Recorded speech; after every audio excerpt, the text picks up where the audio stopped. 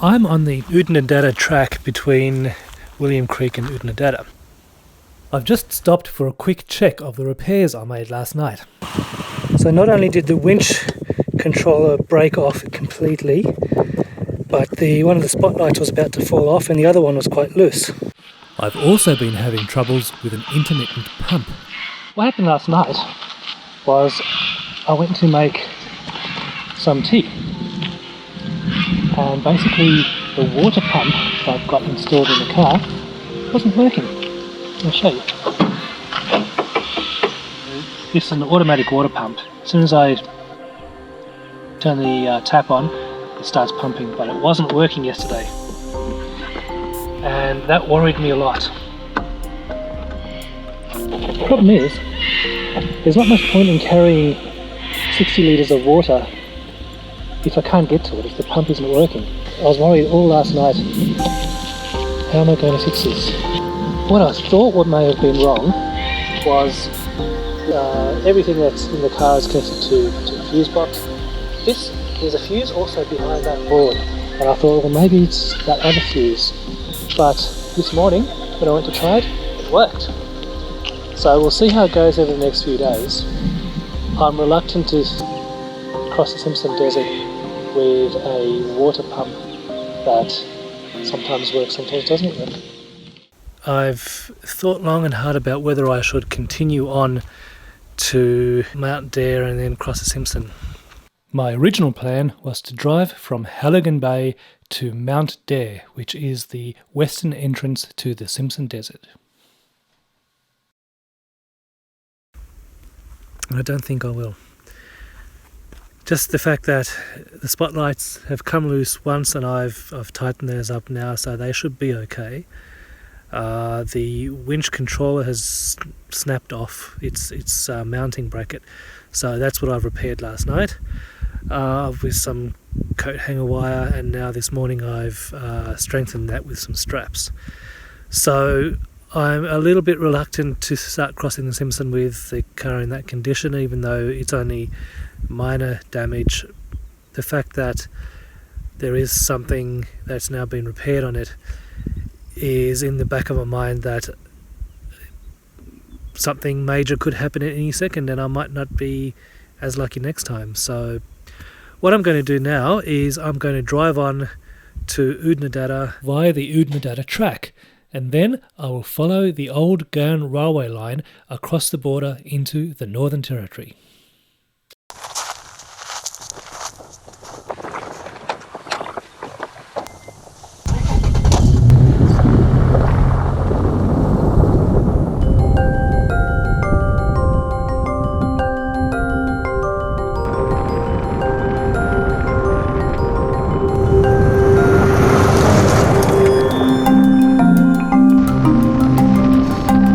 The Oodnadatta Track is 617 kilometres in length. Starting at the town of Maree, the track follows a traditional Aboriginal trading route, passing Lake Eyre and the remote outback settlements of William Creek and Oodnadatta. The northern section of the track passes through the Paducah and Painted Deserts.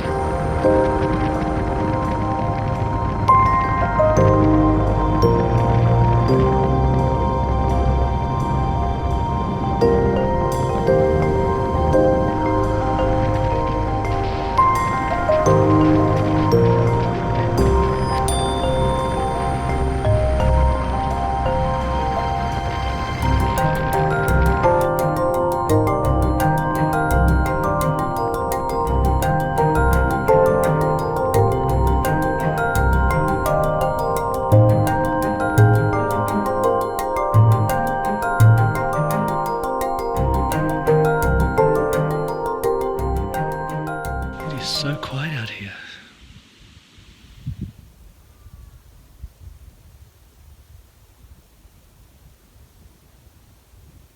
The only noise is a little bit of wind, and the wind seems to be fairly constant.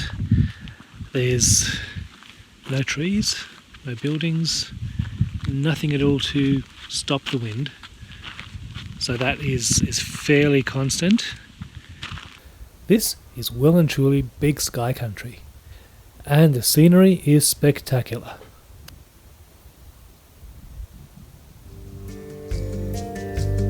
Despite the arid appearance, there's actually plenty of subterranean water. Because of this, a railway line was constructed along this route between Adelaide and Darwin in 1878. In more recent times, sections of track have been rerouted to a more direct route.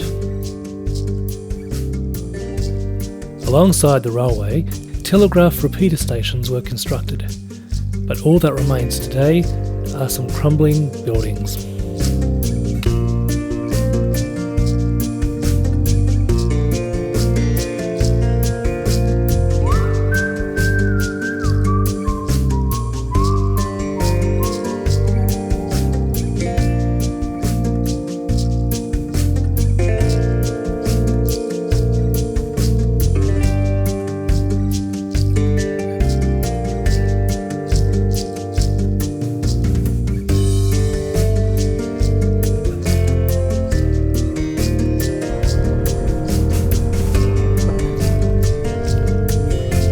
Oh, hang on a sec. What was that?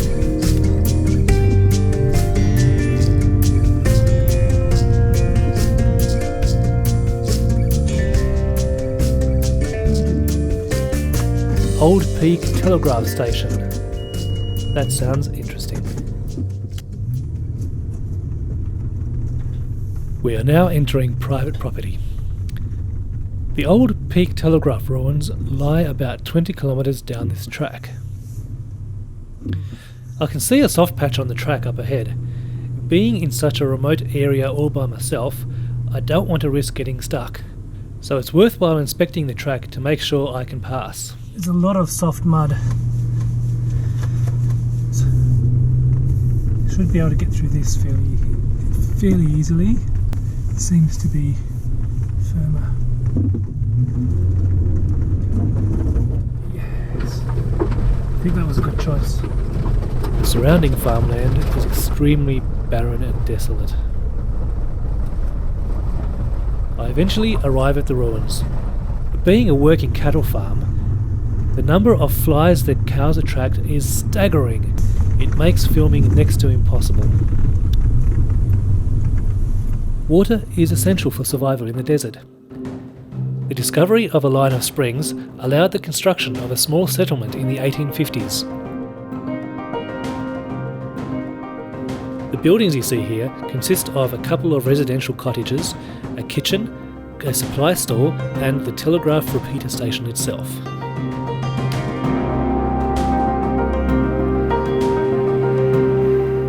Life would have been extremely difficult out here. The conditions are harsh. The heat is intolerable.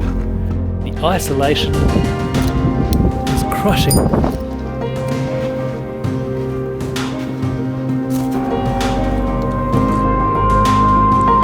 But the people that lived here provided an essential communications link between Adelaide and Darwin.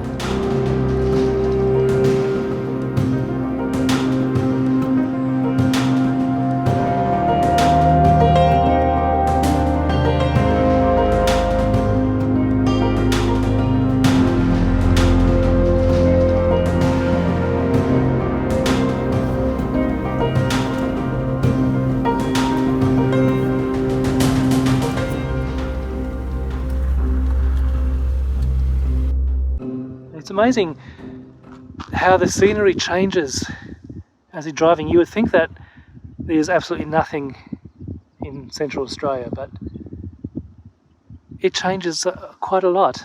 Before it was just arid, flat countryside. This is still mostly flat, but grassy, arid grassy plains. And being a desert, of course, it's going to be arid, but it's still different. It's a bit greener than before. Heading further up the Oodnadatta Track, I can see that they've had a bit of rain.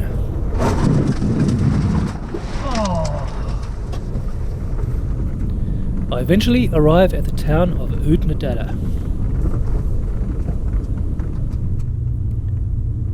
Oodnadatta was a surprise.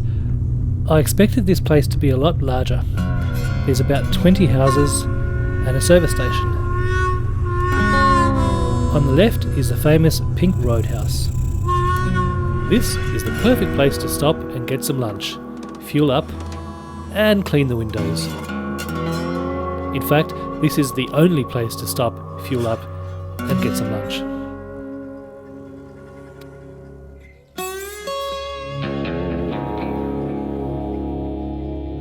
After Oodnadatta, the track heads west and crosses two deserts. Quick update. I'm travelling from Oodnadatta to Marla, a distance of 210 kilometres. The desert to the right of me, on that side, is called the Padinka Desert, and the desert to my left of me is called the Painted Desert.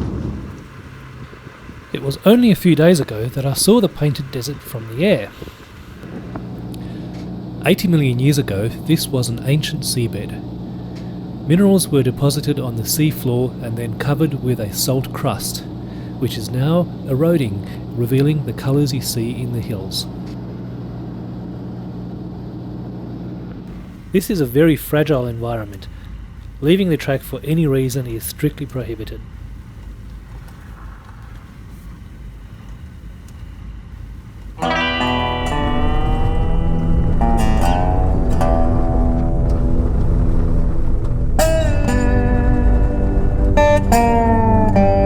I'm always amazed at what you can find out here.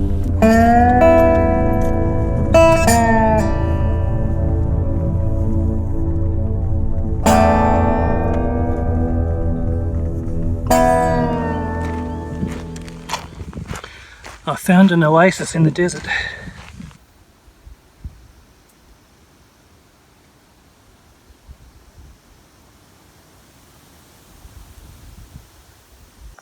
Isn't this beautiful?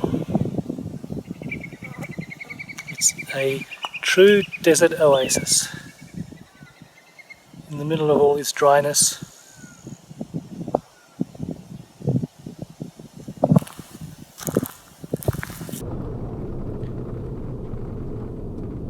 There's constant surprises on the Oodnadatta Track. Up ahead is the old Gown railway line. This is now disused.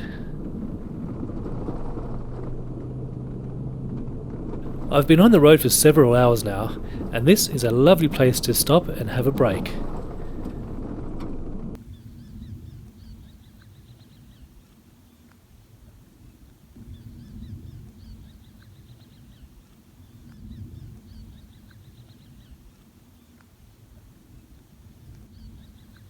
It is rumoured that if you listen very carefully, you can still hear the sound of trains passing by.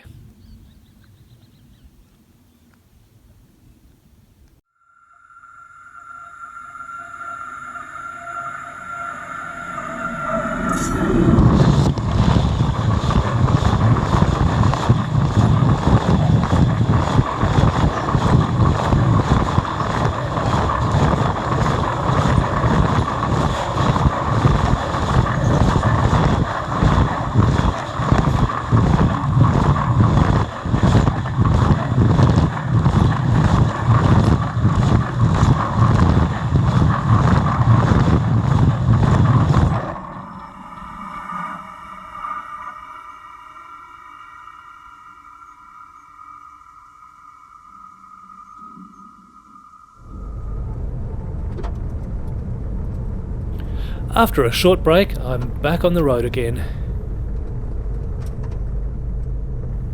Although we're now nearing the end of the desert, it is still as flat as a pancake. But there are signs of life all around. Oh, cow! 2 cows! Don't run in front of me!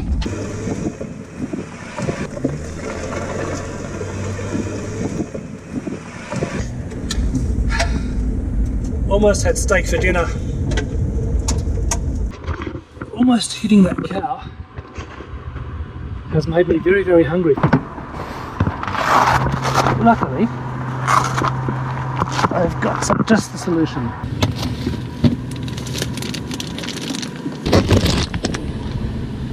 Beef jerky.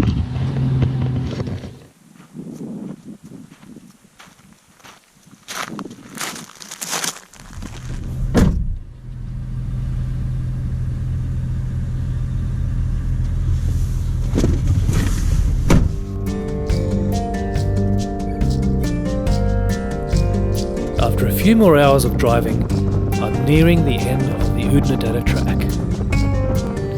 From this point onwards, we turn right onto the Stuart Highway and head 253 kilometres north to the Northern Territory border.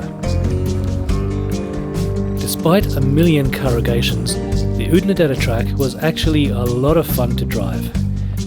I can highly recommend it for anyone. Just make sure you have a good four-wheel drive, plenty of fuel and plenty of water. And watch out for all those corrugations. They are shocking sometimes.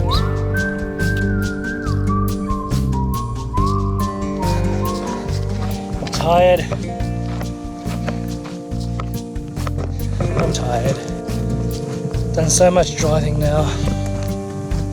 It's hot. Incredibly hot. Very pretty place though.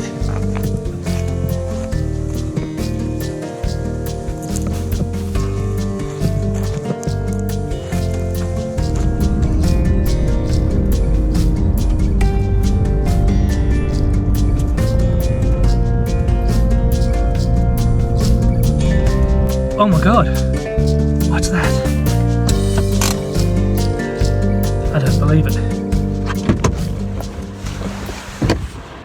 Look what I found.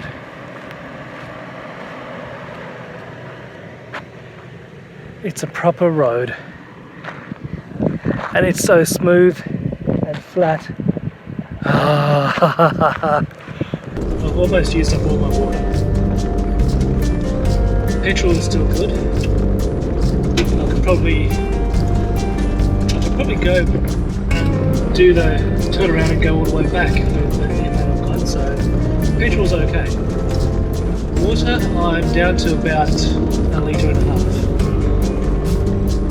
And then once that's gone, then I've got bourbon and coke and wine, and I think I have more wine and more bourbon and coke.